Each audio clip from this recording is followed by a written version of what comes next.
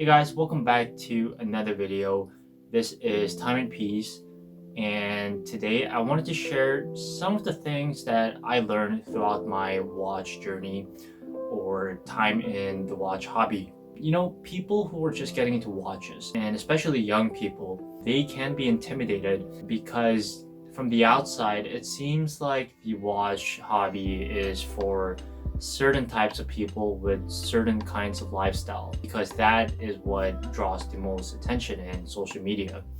And as a young person who really enjoys watches, I just want to say that that's not true. You can definitely get into watches as a young person or whatever your background is. And I want to mention that I am by no means an aficionado on watches or whatever fancy names. And truthfully, I might not even be the most qualified person to be giving out tips. But I will say that I've enjoyed and loved watches since I was a child. And although the degree of appreciation over time has changed, the fact that I just simply enjoy watches has never changed. And that's led me on to learn more about them. And I think that gives me a little qualification, just a little bit, to be discussing this. So here are some of the things that I learned throughout my years. Number one, don't overspend. With social media and just the general trend for younger people and even older people to flaunt and buy over-the-top expensive things to impress strangers on the internet or friends, you may feel pressured to do the same and try to buy a watch that is really out of your budget. And I want to stop you and tell you to put your wallet back in your pocket.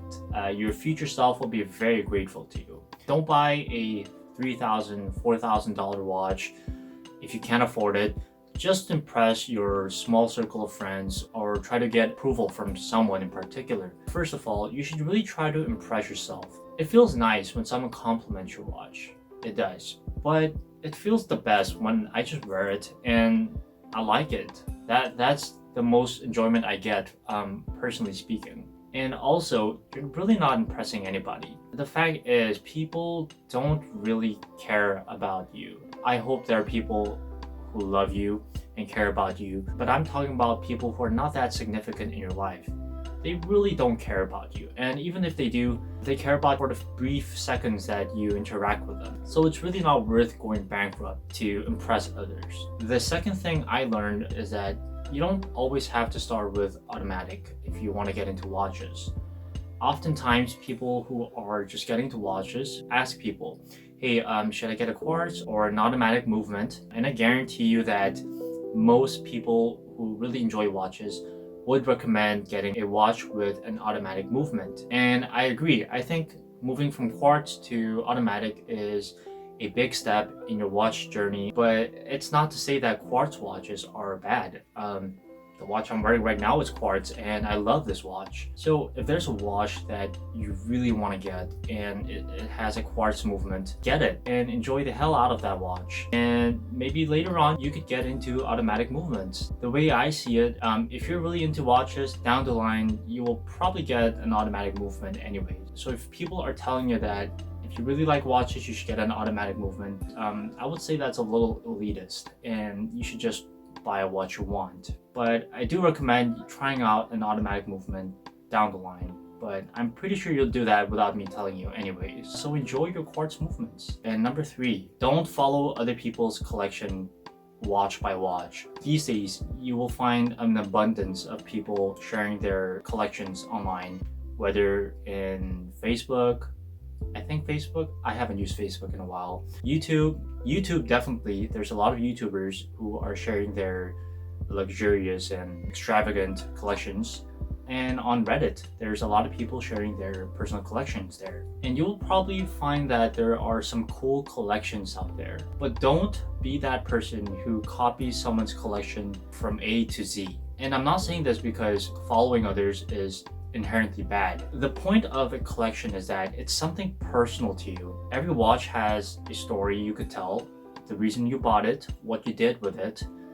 And if you follow someone's collection piece by piece, it's really not your collection, it's their collection. I have a lot of stories I could tell with my watches, and each piece feels unique and special to me. And that's what I think makes my collection fun personal and unique. And I think you should be doing the same. Think about it. After years of enjoying watches, collecting them, and you look at your collection and you see that, wow, each watch I have here is something special and there's some personal history to it. That would really brighten up your day. Whereas if you look at your collection and say, yeah, I finally finished the collection that username HotGuy24 on Reddit posted, you would probably not feel really great. Lastly, something important I want to mention is that it's completely fine and normal and probably even good to look at someone's collection and find interesting pieces that you would want to buy as well. That is absolutely perfect and good. I think that's one of the beauties about sharing collections online and looking at other people's collection. But what I'm talking about is copy and pasting, just the whole collection. So I'm really talking about an extreme case here. Number 4, try to be open-minded. When you first start out, you're definitely going to have preferences. That is natural. And I think preferences are somewhat based on our personalities.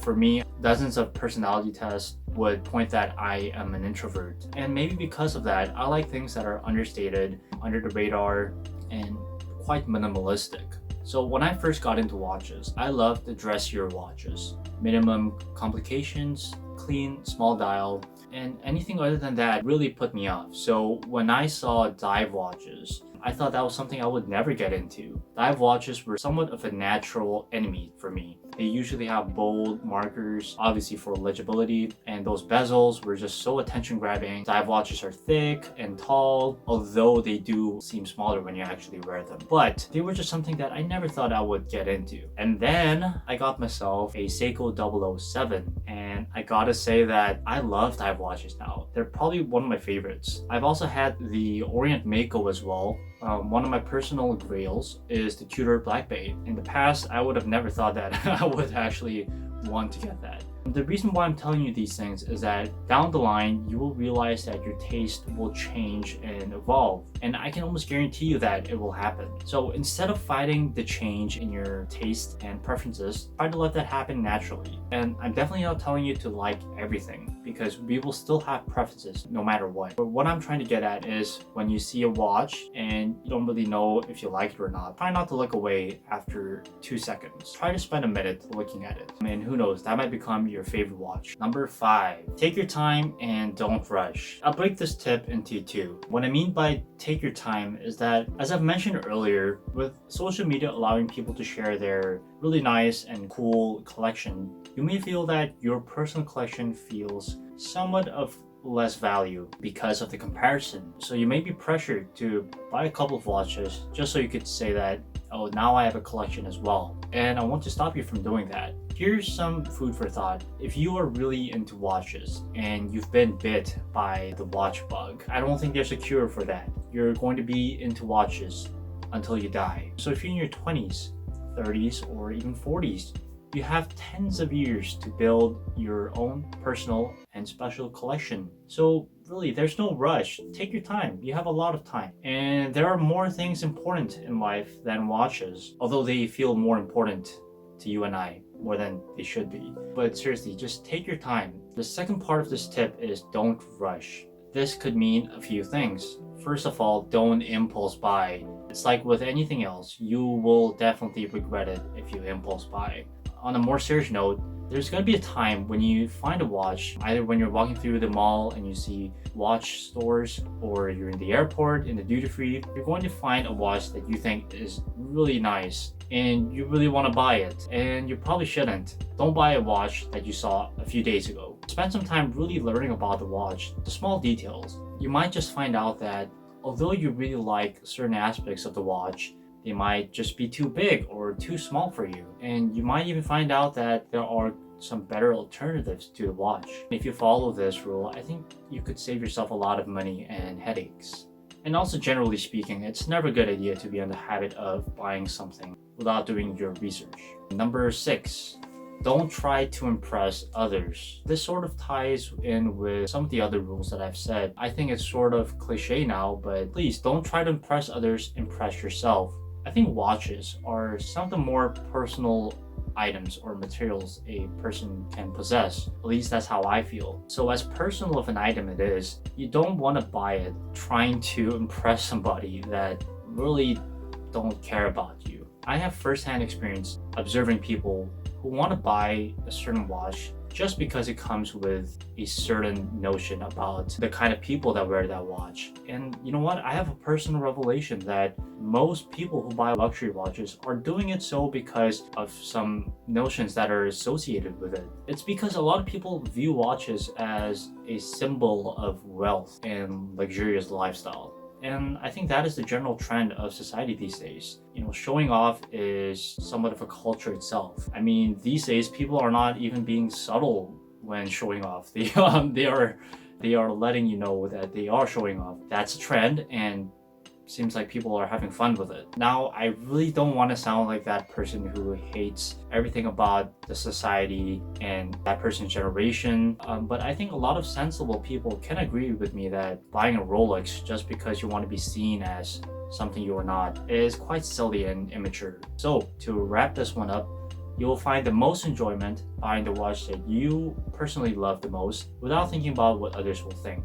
My final tip is enjoy it. There are people who find all sorts of enjoyments in watches. Not everyone will find the same level of enjoyment looking at the movements of the watches.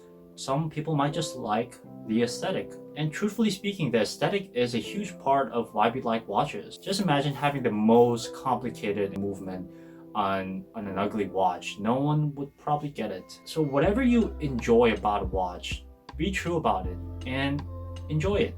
You don't have to know every movement out there to say that you enjoy watches. If you enjoy watches simply because you like the color black and you collect black watches, well, I think you're doing it right. Who's to tell you that you should be doing it another way? And the whole point of being in a hobby of something is because you enjoy it. So do what you can to maximize that happiness. So those were my 7 tips or things that I learned throughout the years really being in the watch hobby. And you know what? I have a ton more to share, and maybe that will be on a separate video. And I almost forgot that I was going to participate in doing these wrist checks when I make videos. So, wrist check, I'm wearing my Casio Royale. You will notice that the strap is extremely dangly. I will get it adjusted. And I usually wear my watches a little tight on the skin. This watch is just a fantastic beater watch. Wear it to almost anything, and I'm not particularly worried about scratching it. It's very durable and trustworthy, and it looks awesome.